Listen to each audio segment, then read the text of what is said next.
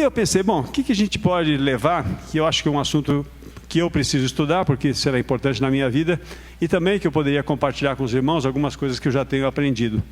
E aí me veio a memória que nós estamos, nesse momento, nos grupos de pastoreio, estudando um tema ligado à nossa identidade, que nós somos missionários, um tema que estudamos já na quarta-feira, que é o tema ganhar almas para Cristo. Né? Quem aqui já estudou essa lição? No grupo de pastoreio, tem alguém aqui que já estudou isso? Ok, ou já passaram ou ainda não passaram, vão passar, né? Então eu entendi o seguinte, esse é um assunto, em primeiro lugar, que eu preciso aprender muito sobre ele, né? O pastor, nessa lição, ele coloca uma estatística de que muitas pessoas, na estatística, não ganharam almas para Cristo, né? Ou ganharam poucas almas para Cristo. Então esse é um assunto que eu acho que, na medida em que nós somos missionários, quanto mais nós aprendemos sobre esse assunto e mais nós praticamos isso, mais nós estaremos no centro da vontade de Deus, né? Então esse é um tema que me chamou a atenção. Os desafios que nós temos para cumprir essa comissão são muito grandes, né? Nós vivemos hoje num mundo que o pastor Valcimei falou um pouquinho aqui agora há pouco, mas é um mundo que está bem complicado, né? Não vamos entrar muito nesse assunto, podemos entrar no final, se nós tivermos tempo, mas é um mundo em que nós temos, por exemplo, vários tipos de Deus, né? O ateísmo está ganhando um espaço muito grande, existe um conflito entre a ciência e a fé, né? Existe as pessoas que acreditam em Deus, ou tentam acreditar em Deus, encontram muitas dúvidas, né? Como é que pode haver tanta maldade no mundo se há um Deus bom, né? Como é que é um Deus todo-poderoso e não acaba com o mal? Perguntas desse tipo que nós enfrentamos no nosso dia a dia, na medida em que nós nos dispomos a pregar o nosso evangelho, né? Então, algum tempo atrás eu li um livro, e é muito com base nesse livro que eu vou trazer aqui os aprendizados, em que o autor, chamado Gregory Koukl, ele definiu o seguinte, né? Ele definiu o cristianismo como sendo a história da realidade, né? Ele diz o seguinte, nós todos vivemos num mundo em que nós nos defrontamos todos os dias com uma realidade que está aí. As coisas existem, o mal existe, o homem é um ser que, por um lado, tem muita coisa boa, mas é um ser muito cruel também, né? Então, e ele diz que a história do mundo, ela é muito parecida, a história do cristianismo reflete e relata a história da humanidade. Porque tem um começo, né? Vai ter um fim, tem um conflito entre o bem e o mal, tem uma resolução e tem um final, né? Então ele coloca que a Bíblia não é uma história de assim, uma coisa que é uma coisa teórica. A Bíblia, ela relata a história da realidade com a qual nós nos defrontamos todos os dias. Então eu pensei, posso trazer alguma coisa relativa a isso que a gente está estudando. E aí eu achei o seguinte, nesse livro ele comenta sobre o apóstolo Paulo, ele começa falando do apóstolo Paulo, como é que o apóstolo Paulo ele abordava a pregação do evangelho. E eu acho que o apóstolo Paulo, né, a gente sabe que ele é um cara que, hoje nós somos muito abençoados pelo que ele nos deixou, mas ele teve um ministério muito forte na pregação da palavra e no ganho de almas, né? Então eu achei, a gente poder estudar um pouquinho do apóstolo Paulo pode também ser uma pista para que nós sejamos melhores ganhadores de almas, né?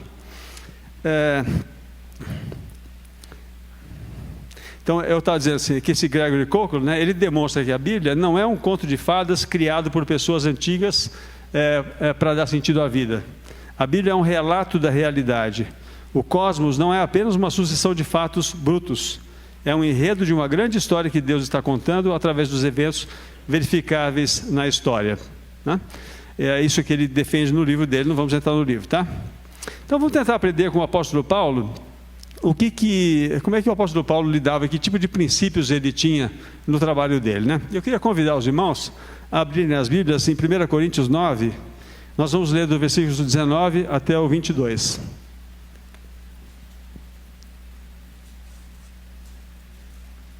E eu queria aqui conversar com vocês sobre um princípio que o apóstolo Paulo, ele apresenta para nós aqui, como é que ele lidava com isso. Achamos? Ele diz assim, porque sendo livre de todos, fiz-me de escravo de todos, a fim de ganhar o maior número possível. Procedi para com os judeus como judeu, a fim de ganhar os judeus. Para os que vivem sob o regime da lei, como se eu mesmo assim vivesse para ganhar os que vivem debaixo da lei, embora não esteja eu debaixo da lei. Ao sem lei, como se eu mesmo o fosse, não estando sem lei para com Deus, mas debaixo da lei de Cristo, para ganhar os que vivem fora do regime da lei. Fiz-me fraco para com os fracos, com o fim de ganhar os fracos.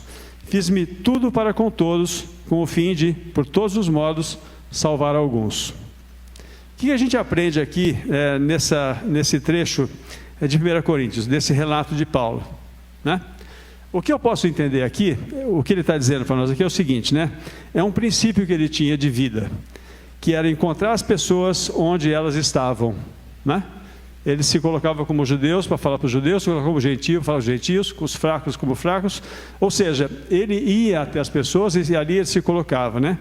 Ele não se colocava de forma distante, nem melhor do que ninguém. Ele se colocava ali, né, pelo contrário, se colocava como uma pessoa que se identificava com eles, de modo que a sua proximidade facilitasse a comunicação e o entendimento da mensagem. Ou seja, então esse é um primeiro princípio muito importante, né? E outra coisa que ele fazia, nesse processo de encontrar as pessoas onde elas estavam, é que ele fazia? Ele adaptava a mensagem dele à audiência, né? Para os judeus, ele falava levando em conta a realidade que eles tinham, os judeus tinham as escrituras sagradas, e quando ele falava para os gentios, ele falava nos termos, falava de Deus que se mostrava para nós todos pela natureza. Então ele abordava o assunto de uma maneira diferente, de acordo com o nível de conhecimento e a cultura, enfim, daquelas pessoas com quem ele lidava. Então, acho que esse é um primeiro princípio, né? E a pergunta que eu me fiz é assim: nos dias de hoje, nós vivemos um mundo em que nós temos mais gentios para pregar a palavra de Deus, ou nós temos mais judeus para pregar a palavra de Deus? Né? No nosso dia a dia, se a gente pudesse classificar as pessoas entre gentios e judeus, para quem é que nós estamos falando, né? Eu acho que quando nós estamos dentro da igreja, a impressão que eu tenho, nós estamos falando para os judeus, né? Aqueles que têm a palavra, têm as escrituras. Mas no nosso dia a dia aí fora, a gente está muitas vezes falando para gentios. São pessoas que têm crenças diferentes, têm expectativas diferentes, têm experiências diferentes e têm entendimentos diferentes de como as coisas são, né? Então, acho que o exemplo de Paulo, que nós vamos ver em seguida, ele dá um exemplo muito interessante de como ele levou a palavra de Deus lá em Atenas, aos discípulos dos filósofos gregos, né? Aquela passagem que a gente vai estudar um pouquinho, mas a gente mostra o seguinte: eu acho que esse exemplo é muito importante para nós, porque todos nós temos uma visão de mundo, né? Essa palavra que se usa muito, chamada de cosmovisão. Quem aqui já ouviu falar essa palavra cosmovisão?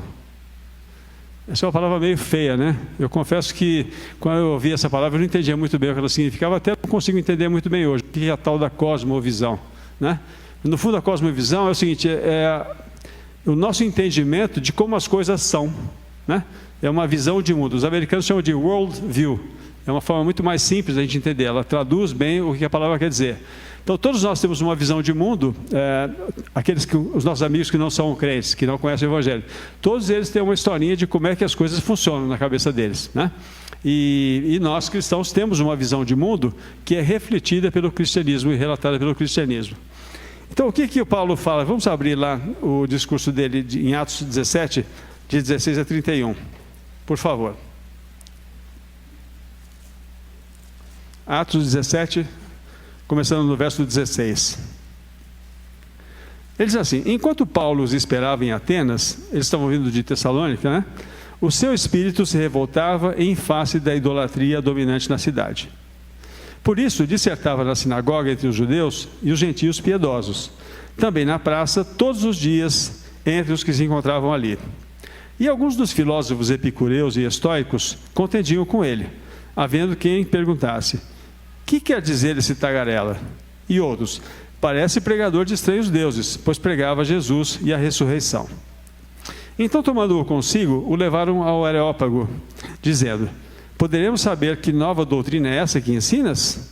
Posto que nos trazes aos ouvidos coisas estranhas, queremos saber o que vem a ser isso. Pois todos os de Atenas e os estrangeiros residentes de outra coisa não cuidavam, senão dizer ou ouvir as últimas novidades. Então Paulo, levantando-se no meio do Areópago, disse: senhores atenienses, em tudo vos vejo acentuadamente religiosos. Porque, passando e observando os objetos de vosso culto, encontrei também um altar, no qual está escrito: ao Deus desconhecido. Pois esse que adorais sem conhecer é precisamente aquele que eu vos anuncio. O Deus que fez o mundo e tudo que nele existe, sendo ele o Senhor do céu e da terra, não habita em santuários feitos por mãos humanas, nem é servido por mãos humanas como se de alguma coisa precisasse, pois ele mesmo é quem a todos dá vida, respiração e tudo mais. De um só fez toda a raça humana para habitar sobre a face da terra, havendo fixado os tempos previamente estabelecidos e os limites da sua habitação, para buscarem a Deus, se porventura, tateando, o pudessem achar, bem que não está longe de cada um de nós, pois nele vivemos e nos movemos e existimos, como alguns de vossos poetas têm dito, porque dele também somos geração. Sendo, pois, geração de Deus, não devemos pensar que a divindade é semelhante ao ouro, à prata ou à pedra, trabalhados pela arte e imaginação do homem. Ora, não levou Deus em conta os tempos da ignorância. Agora, porém, notifica aos homens que todos, em toda parte, se arrependam, porquanto estabeleceu um dia em que há de julgar o mundo com justiça, por meio de um varão que destinou e acreditou diante de todos, ressuscitando-o dentre os mortos. Então essa foi a fala dele ali no Areópago, né? Então vamos ver que tipo de lições a gente pode tirar disso aqui, né? Já aprendemos que ele tinha um princípio, que ele ia onde as pessoas estavam, usando a linguagem delas, né? E aqui ele usa esse mesmo princípio, mas a gente pode acreditar, tem outras coisas aqui interessantes, tá? Um outro fator que a gente pode ver na pregação dele é o do verso 16. Ele diz assim: enquanto Paulo os esperava em Atenas, o que acontecia? O seu espírito se revoltava em face da idolatria dominante na cidade, por isso dissertava na sinagoga entre os judeus e os gentios piedosos. Então, o que acontecia aqui? O que a gente pode aprender com Paulo aqui? Ele se conformava com a situação que ele estava vendo? Não, né? Ele era inconformado com o que ele via. E o que ele fazia com esse inconformismo? No que ele transformava esse inconformismo dele? Em pregação, né? Pregava nas sinagogas e também lá nas praças onde ele ia. Então, esse é um elemento importante de aprendizagem para nós, né? Alguém aqui nós vemos no nosso dia a dia situações como essa, situações de idolatria, como Paulo via lá em Atenas? Alguém aqui não vê no nosso dia a dia? Muitas vezes até na nossa própria casa, na nossa própria vida, né? Então é importante ter esse outro aprendizado aqui, né? Um outro ponto que eu achei muito interessante aqui é o seguinte: no verso 22 e 23, o que ele diz assim? Então Paulo, levantando-se no meio do Areópago, disse: senhores atenienses, em tudo vos vejo acentuadamente religiosos. Ele observava o que estava acontecendo e ele refletiu e relatou para eles aquilo, né? Porque passando eu e observando os objetos de vosso culto, encontrei também um altar no qual está escrito: ao Deus desconhecido. Porque esse que adorais sem conhecer é precisamente aquele que vos anuncio. O que a gente pode aprender nesse trecho aqui sobre Paulo, né? O que aconteceu com ele? Ele reconheceu e valorizou o zelo dos atenienses. Olha que interessante, né?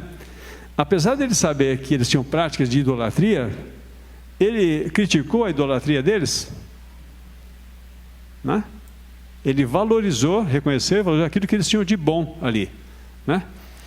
Quantas vezes muitas vezes na nossa vontade, né, de pregar o Evangelho, a gente olha aquelas pessoas que estão buscando a Deus da sua forma e a gente as trata como sendo: não, vocês estão tudo errado o que vocês estão fazendo aqui, entendeu? Não é assim, não é nada disso, né? Paulo viu que não era nada disso, mas o que ele fez? Ele pegou o que tinha de bom ali e conduziu a conversa na direção de mostrar para eles que aquilo que eles não conheciam era o Deus que ele pregava, né? A pergunta é: será que no nosso dia a dia nós podemos fazer isso também? Será que nós encontramos pessoas que estão buscando a Deus da sua forma? E nós podemos encontrar, na maneira como nós estamos buscando a Deus, uma porta de entrada para entrar com a mensagem correta do nosso Evangelho? Acho que essa é a pergunta para nós e o convite que Paulo nos faz aqui, né? Agora vamos entrar um pouquinho na análise mais detalhada do texto a partir do verso 19, onde nós vamos poder ver Paulo construindo os seus argumentos, dirigindo-se àquela audiência de filósofos gregos. Aqui a gente vai ver o seguinte: que ele constrói seu argumento sobre o que todos podem saber sobre Deus através da ordem criada. Ele começa proclamando que a divindade de que ele está falando é o Deus que fez o mundo e tudo o que nele há. É o Senhor do céu e da terra. Isso é muito interessante, né? Porque Paulo começa a história dele de onde? Do começo, né? Ele começa do começo, ele não começa do meio, né? Estou falando do Deus que criou o céu e a terra e tudo aquilo que tem aqui, né? E ele deixa claro que ele não está falando sobre apenas um outro ídolo, como muitos ídolos espalhados por toda Atenas. Não. Esse Deus é um criador transcendente, autoexistente, autossuficiente, autônomo, independente, que não vive em templos feitos por mãos humanas. E ele não é servido por mãos humanas como se precisasse de alguma coisa. Ou seja, ele começa a contar essa história dele, a história que ele contou lá para os filósofos, a partir do começo. Quem é esse Deus de quem eu estou falando, né? E ele usou esse gancho, né, como a gente diz assim, que tinha lá um altar ao Deus desconhecido. Esse é o Deus que eu estou falando aqui, tá? Então, o aprendizado aqui para nós é o seguinte: contar a história de onde? Do começo, né? E a partir daí Paulo começa a construir essa visão de mundo com o passo lógico de cada vez, né? O que ele diz assim? Esse Criador é aquele que dá a todos vida e fôlego e tudo mais. No verso 24 ele diz assim: o Deus que fez o mundo e tudo que nele existe, sendo ele Senhor do céu e da terra, não habita em santuários feitos por mãos humanas, nem é servido por mãos humanas como se alguma coisa precisasse, pois ele mesmo é quem a todos dá vida, respiração e tudo mais, né? Então, quer dizer, então ele começa a colocar o Deus criou as coisas, ele criou e dá fôlego a tudo e todos. E aí ele em seguida diz assim: foi ele que criou também quem? A raça humana. Ele está construindo, veja, o argumento dele para chegar até no final, onde ele vai chegar, né? De um só fez toda a raça humana, para habitar sobre toda a face da terra, havendo fixado os tempos previamente estabelecidos e os limites da sua habitação, para buscarem a Deus, se porventura tateando o possam achar, bem que não está longe de cada um de nós. E é muito interessante, né? Ele coloca aqui, a gente pode entender que como um pai que dá luz a filhos, esse Deus que criou a raça humana, o que ele aspira com as pessoas? O que Deus aspira com o homem a partir do momento da sua criação? Deus aspira o quê? Um relacionamento com as pessoas que ele criou, né? Então Deus criou condições para que os homens o procurassem e os que procurassem talvez o encontrassem, né? Então é muito interessante essa visão, que ele começa a construir um Deus que criou todas as coisas, criou o universo, criou o homem e criou o homem para que ele pudesse ter um relacionamento com ele, né? E aí ele diz assim, muito interessante outra coisa que é a estratégia dele. Dirigindo-se aos gregos, em vez de citar as escrituras hebraicas, quem é que o Paulo cita nesse trecho aqui? Está lá com os gregos, os filósofos. Ele usa a escritura hebraica? Não. Ele usa os poetas gregos conhecidos, porque nele vivemos e nos movemos e temos o nosso ser. Como se alguns de seus próprios poetas disseram: somos a sua descendência. Então o que ele está fazendo aqui, né? Novamente, ele está encontrando as pessoas no local onde eles estavam e valorizando aquilo que elas conheciam e a identidade deles de alguma forma, né? Ele não entrou ali dizendo: os seus filósofos não sabiam de nada não, quem sabe são os hebreus aqui, né? Ele valorizou isso aqui, foi muito importante nessa aceitação dele ali também, né? Aí o que é interessante é o seguinte, ele diz assim: pois nele vivemos e nos movemos e existimos, como alguns de vossos poetas têm dito, porque dele também somos geração. O que ele quer dizer que nós somos geração, né? Quer dizer, os seres humanos são descendentes de Deus. E se nós somos descendentes de Deus, a implicação é que Deus deve ser um ser pessoal como nós também somos, né? A lógica dele aqui é o seguinte, né? Deus é um Deus que nos criou, nós somos geração dele, então ele que nos criou não pode ser alguma coisa como um ídolo, alguma coisa feita de ouro, ou feita de pedra, ou o que seja que vocês estão colocando por aqui. Ele não está criticando, mas ele está criando uma lógica de quem é esse Deus, né? O princípio que está aqui por diante é o seguinte, que a causa deve ser igual ao efeito. Se nós somos humanos e agimos como humanos, Deus também tem aspectos desse tipo, né? O Criador não pode ser uma coisa ou uma substância. Nós não devemos pensar que o ser divino é como de ouro e prata ou pedra, como ele falou aqui, né? Uma alusão aos ídolos familiares aos atenienses. E aí diz assim: de fato, a origem da vida humana não pode ser qualquer coisa que os seres humanos tenham criado. Não pode ser uma imagem feita pelo design e habilidade humanas, né? Essa é uma conclusão que a gente pode chegar da fala dele aqui. Então ele diz assim: sendo por geração de Deus, não devemos pensar que a divindade é semelhante ao ouro, à prata ou à pedra, trabalhados pela arte e a imaginação pelo homem. O que ele está fazendo aqui? Ele está dizendo assim: Deus é o Deus que nos criou, né? Se Deus nos criou, ele não pode ser alguma coisa parecida com pedra, com ouro e com essas coisas que nós estamos aqui. Ele é diferente, ele é um ser relacional, né? E aí o que acontece? Depois que ele assegurou que o público grego tenha entendido, né, quem era esse Deus que criou tudo, esse Deus que criou o homem, esse Deus que quis um relacionamento com o homem, um Deus que é diferente de pedra, de ouro, não é dali que ele vem, ele leva as implicações morais dessa verdade que ele acabou de colocar, né? E a gente vê no verso 30 assim: ora, não levou Deus em conta os tempos da ignorância. Agora, porém, notifica aos homens que todos, em toda parte, se arrependam. Esse é o recado que ele trouxe para eles, né? O que ele quer dizer aqui é o seguinte: se o Deus é um Deus pessoal, e ele nos criou como seres pessoais, então é lógico concluir que estamos em um relacionamento pessoal com ele. Faz sentido, não faz? Essa é a conclusão. Deus é um Deus pessoal, criou-nos como pessoas, então nós temos um relacionamento com ele. Se nós temos um relacionamento com ele, nós temos uma obrigação moral com ele, devendo a ele respeito e fidelidade, assim como filhos humanos têm a obrigação de honrar os pais que os trouxeram ao mundo. Ele está construindo uma lógica aqui, é o seguinte, né? Como Deus nos criou para um relacionamento nosso, nós temos uma obrigação moral para com ele. E ele usa o exemplo aqui, né? Os nossos filhos também têm isso, não tem? Ele não usa o exemplo, mas a gente pode inferir que ele está usando esse exemplo aqui. Quem são os pais aqui que não entendem que os filhos devem uma obrigação moral por nós termos colocado no mundo e termos garantido a sua criação, né? Além disso, né? Porque honrar a Deus é uma obrigação moral, o não cumprimento dessa obrigação constitui o quê? Se Deus nos criou como seres relacionais, pessoais, nós devemos respeito e fidelidade a Ele, e nós não cumprimos isso, o não cumprimento disso constitui uma falha moral, que é uma violação ética. E aí ele não fala disso aqui, mas a gente pode inferir isso que ele está colocando, né?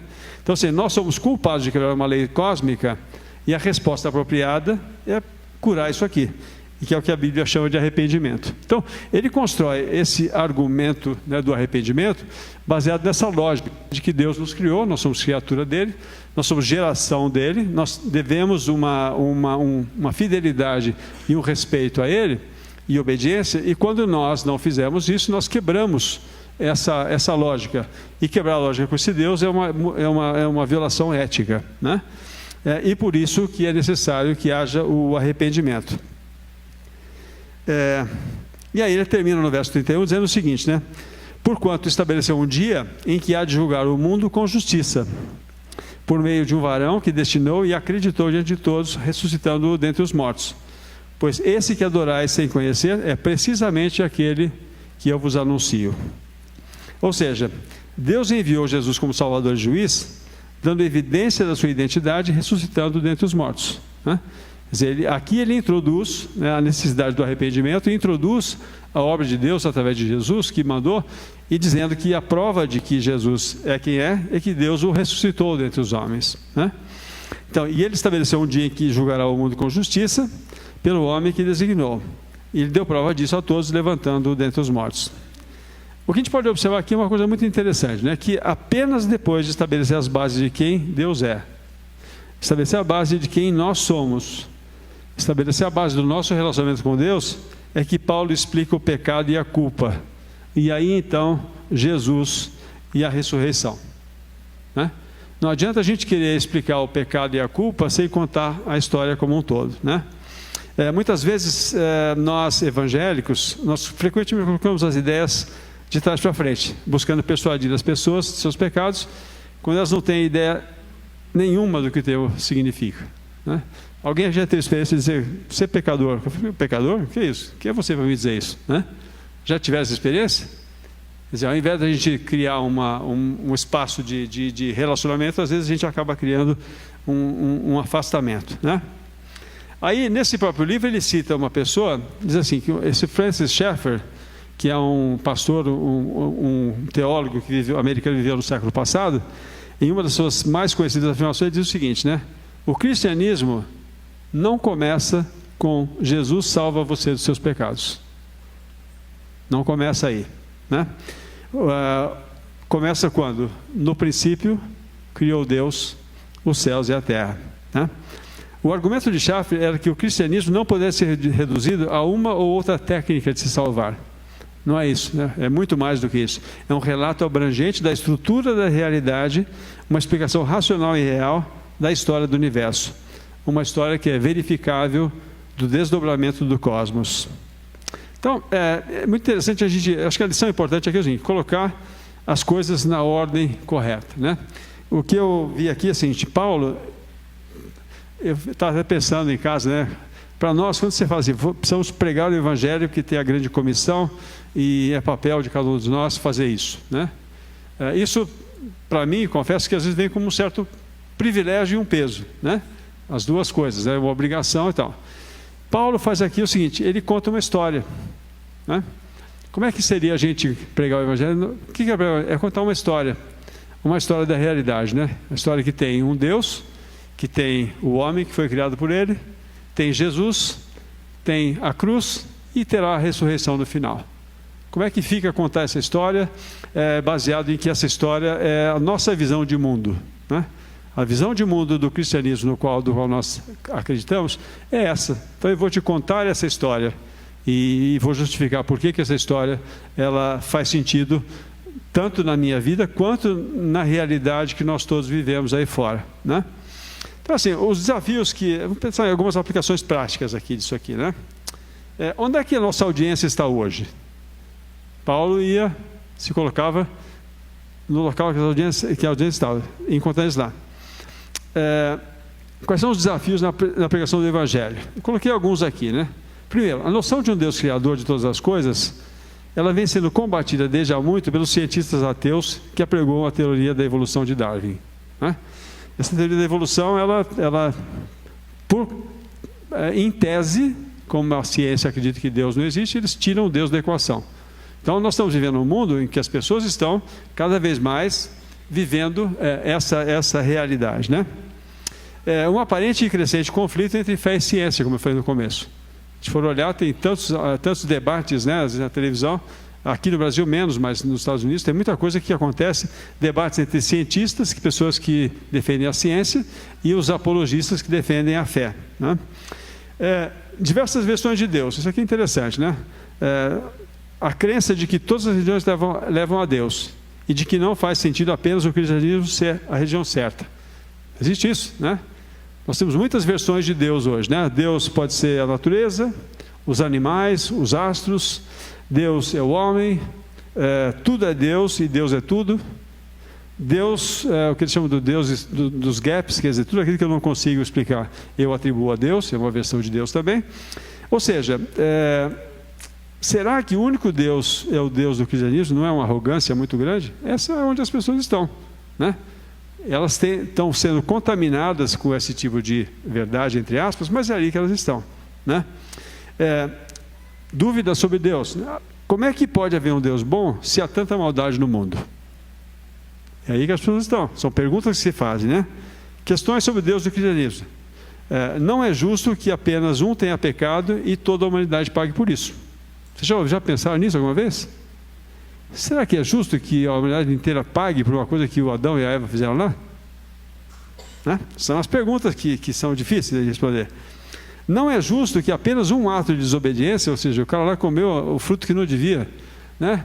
Isso não é demais para ele ter uma condenação eterna por um ato de desobediência? É aí que as pessoas estão. Como é que a gente... tem nada a ver com isso. Como é que as pessoas respondem a isso, né? Outra coisa muito importante nos dias de hoje, o relativismo, né? Ou seja, que não existe uma moral objetiva do que é certo ou errado. Tudo é uma questão de gosto, né? Eu gosto, eu não gosto, é diferente de o é certo ou é errado.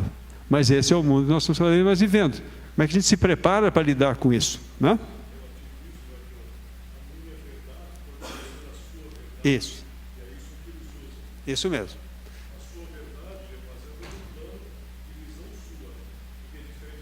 Isso, exatamente. E aí você cria, vamos dizer, nesse tipo de raciocínio não existe certo e errado, não existe uma moral objetiva, e se não existe certo e errado, então como é que você mostra para as pessoas que esse raciocínio não é o correto, né? Não é, existem outras coisas além disso. Agora, o que nós temos Quer dizer, eu coloquei assim, a noção de pecado e de pecador, elas ficam cada vez mais distantes nesse mundo que nós estamos vivendo, né? E o arrependimento, então, fica sem sentido. Daí a noção de um Salvador, ela faz menos sentido ainda, na visão das pessoas, né? Então, esse é o mundo, é aí que as pessoas estão. E aí é que é o nosso campo, né, de pregação do Evangelho, né? Agora, o que nós temos a nosso favor, né? As pessoas têm essa visão toda, dúvidas e questões todas, mas o que nós temos a nosso favor? Nós temos a realidade, que é aquilo que nós encontramos o tempo todo, né? Todos nós percebemos que tem alguma coisa terrivelmente errada com o mundo, né? Conversa com qualquer pessoa, olha para um lado, olha para o outro, você vai ver que tem alguma coisa errada com o mundo. As coisas não são como deveriam ser. Um fato tão óbvio que para todos que constitui a principal objeção de não crentes, a existência de Deus. Pelo menos o tipo de Deus em que os cristãos acreditam. Tem alguma coisa errada no mundo, e se houvesse um Deus como o Deus que os cristãos dizem, isso não estaria acontecendo. Essa é a objeção que eles fazem, né? Segundo, há uma certa beleza nos seres humanos que o separa de tudo mais. Quer dizer, as pessoas conseguem reconhecer que o ser humano é um ser diferenciado, né? Um valor inato e embutido que torna as pessoas valiosas em si mesmas. E é a fonte dos seus direitos humanos, né? Nós temos aí a Declaração dos Direitos Humanos, mas o ser humano ainda é reconhecido como alguma coisa diferente, né? Terceiro, embora o homem seja um ser com essas qualidades, ele também está quebrado. Ele tem dignidade até nobreza, mas também é cruel. O mesmo homem que é capaz de coisas muito positivas, ele é capaz de coisas também muito cruéis, né? Então, essa é a realidade que nós estamos vivendo, né? Então, a pergunta é o seguinte, para cada um de nós e para cada uma das pessoas que se defrontam com essa realidade o tempo todo. Qual é a visão de mundo que explica essa realidade que nós todos estamos vendo, né? Porque, por exemplo, a pessoa que acha que não pode existir um Deus bom, com tanta maldade no mundo, né? Independentemente de acreditar que Deus existe ou não existe, a maldade está aí e ela está presenciando. Como é que explica isso, né? Essa é a dúvida.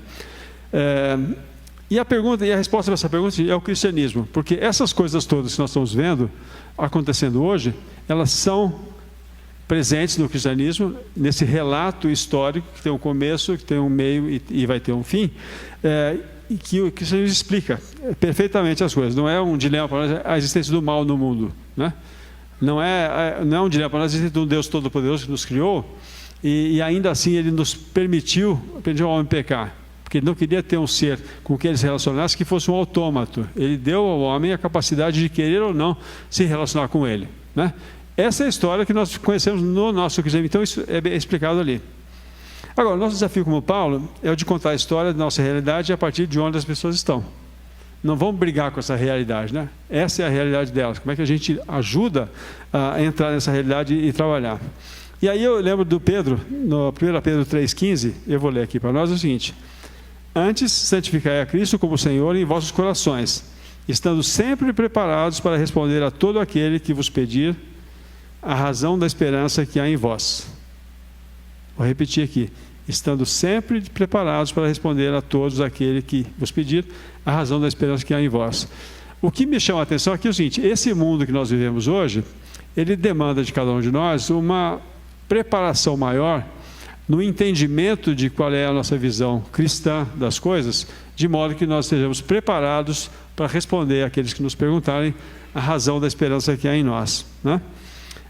Ou seja, nós precisamos estar preparados para contar a história completa, não é contar a história a partir do meio, né? Essa história, como eu disse assim, dele tem Deus, e o Deus é aquele Deus que no princípio criou o Deus dos céus e a terra. Ele é um Deus eterno, Ele é um Deus que é diferente da natureza e é diferente do homem, né? São coisas diferentes. Não é como algumas visões de mundo tentam colocar, que Deus é o tudo, é tudo igual, tudo junto. Não, Deus é Deus, o homem é o homem, a natureza é a natureza. Cada um tem o seu papel, né? O homem é o segundo elemento importante nessa história. Ele é a coroa da criação, né? Aí desde lá em Gênesis 1:26, também disse Deus: façamos o homem à nossa imagem, conforme a nossa semelhança. Tem ele domínio sobre os peixes do mar, sobre as aves dos céus, sobre os animais domésticos, sobre toda a terra e sobre todos os répteis que rastejam pela terra. Ou seja, o homem é a coroa da criação. E essa teoria da evolução, ela ela minimiza a importância do homem, né? Ela diz assim: o homem é fruto de um processo aleatório sem nenhuma direção. Ou seja, desvaloriza isso. E a gente sabe, a realidade que nós vivemos é que o homem não é isso, né? A teoria da evolução diz isso, mas a gente percebe, as pessoas, é a realidade que a gente vive, né? Depois o homem também tem uma outra característica. Além da coroa da criação, ele também tem um aspecto de rebeldia, que é o pecado, né? Que veio no momento em que Adão, Gênesis 3:17. E Adão disse: visto que atendeste a voz da tua mulher e comeste da árvore que eu ordenara não comesses, maldita é a terra por tua causa, em fadigas obterás dela o sustento. Ou seja, isso explica por que o mal entrou no mundo. Porque Deus permitiu que o homem tivesse opção, e o homem optou para desobedecê-lo. Então quebrou aquela aliança que havia no começo, né? E aí em seguida disso vem a perdição, né? Portanto, assim como por um só homem entrou o pecado no mundo, e pelo pecado a morte, assim também a morte passou a todos os homens, porque todos pecaram. E aí em Romanos a gente lê, né, 6:23, porque o salário do pecado é a morte, mas o dom gratuito de Deus é a vida eterna em Cristo Jesus nosso Senhor. Então o homem tem essas características aqui ligadas a ele, né? Ele é a coroa da criação, ele é rebelde, ele está perdido porque pela consequência do pecado que houve lá atrás. E aí, o terceiro elemento dessa história que ele coloca é Jesus. Então vem Deus, vem o homem, depois vem Jesus. Quem é Jesus? Quando começa a história de Jesus? Começa quando ele nasceu lá em Belém? Não. Jesus é 100% Deus e 100% homem. Quando começa a história de Jesus? No princípio era o Verbo, e o Verbo estava com Deus, e o Verbo era Deus. Ele estava no princípio com Deus. Todas as coisas foram feitas por intermédio dele, e sem nele nada do que foi feito se fez. A vida estava nele, e a vida era a luz dos homens. Então Jesus já existia junto com Deus lá na eternidade, antes da criação das coisas, né? Esse Jesus também, quando ele veio aqui, lá do homem dele, ele foi quem? O Cordeiro de Deus, né? No dia seguinte viu João Jesus que vinha para ele e disse: eis o Cordeiro de Deus que tira o pecado. No plano de Deus da redenção do homem já estava presente Jesus, que viria habitar aqui conosco na sua forma humana, 100% homem, 100% Deus. Esse é o outro elemento importante dessa história, né? Aí vem, qual é o quarto elemento da história? É a cruz. A cruz é o quê? O que significa a cruz? A cruz é uma demonstração do quê? Da fidelidade e da obediência de Jesus, né? Quer dizer, diferentemente do primeiro Adão, que foi rebelde e se não obedeceu a Deus, a cruz, pelo contrário, é o local em que houve a obediência, né? Então, em Filipenses 2:5 diz assim: tende em vós o mesmo sentimento que houve também em Cristo Jesus. E pois ele, subsistindo em forma de Deus, não julgou como usurpação o ser igual a Deus. Antes a si mesmo se esvaziou, assumindo a forma de servo, tornando-se em semelhança de homens, e reconhecido em figura humana, e a si mesmo se humilhou, tornando-se obediente até a morte, e morte de cruz, né? Mostrando como é que Jesus na cruz ele se entregou.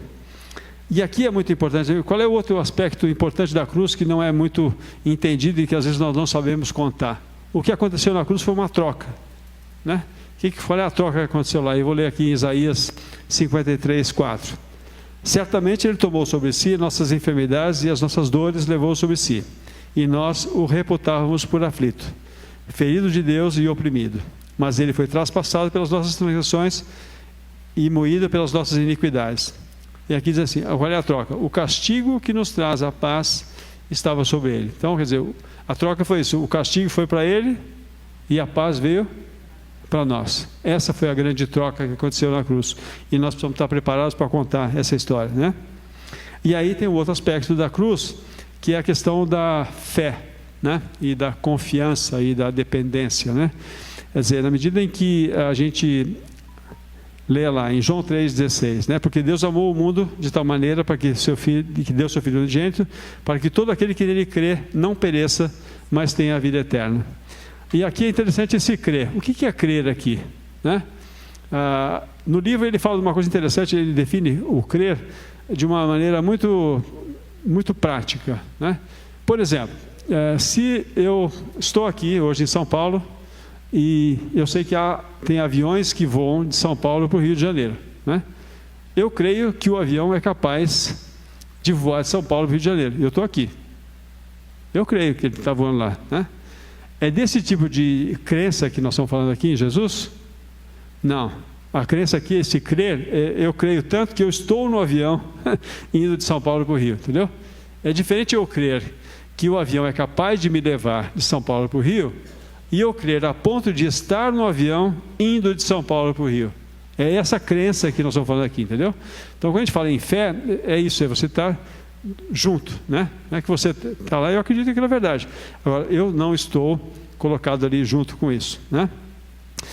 E aí, a questão da ressurreição, que é o outro elemento, né? Falamos então de Deus, do homem, de Jesus, da cruz, e agora vem a ressurreição.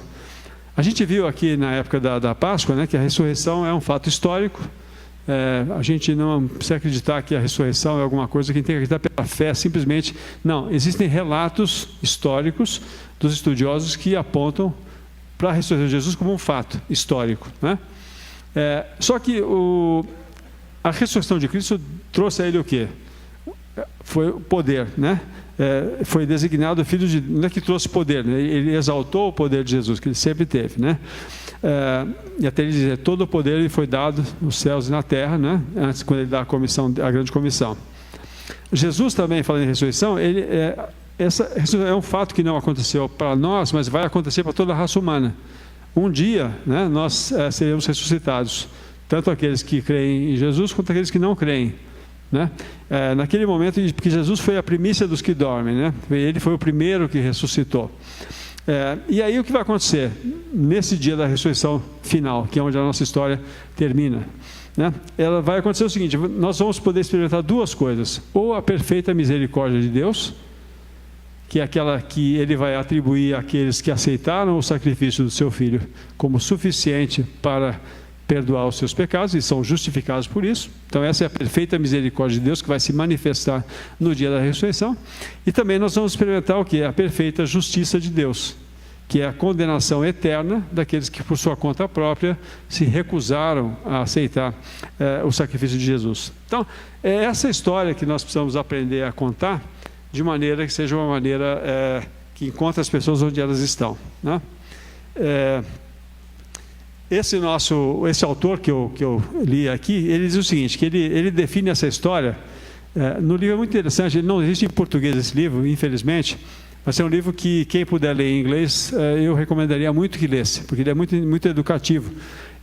No livro ele coloca todas as objeções, ou as principais objeções que o mundo faz com relação ao cristianismo, e ele dá argumentos que nos ajudam a combatê-los, né?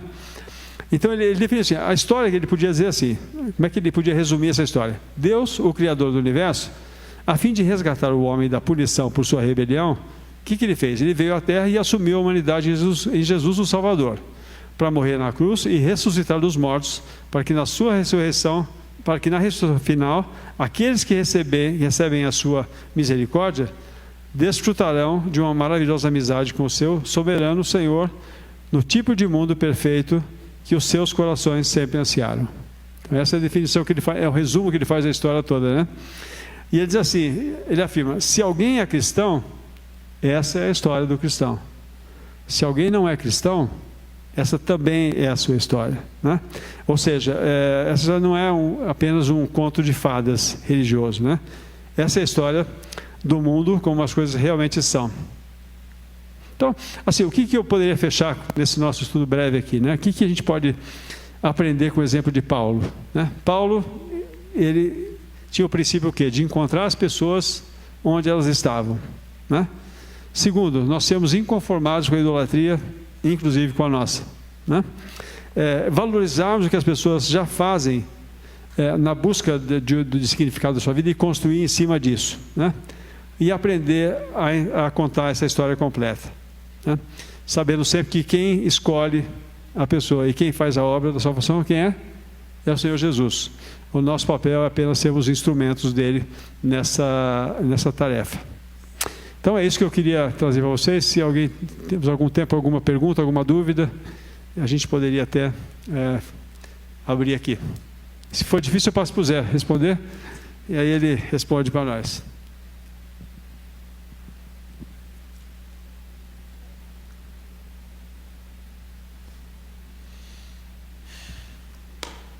Ok. Zé, você agradece para nós, por favor, esse tempo aqui?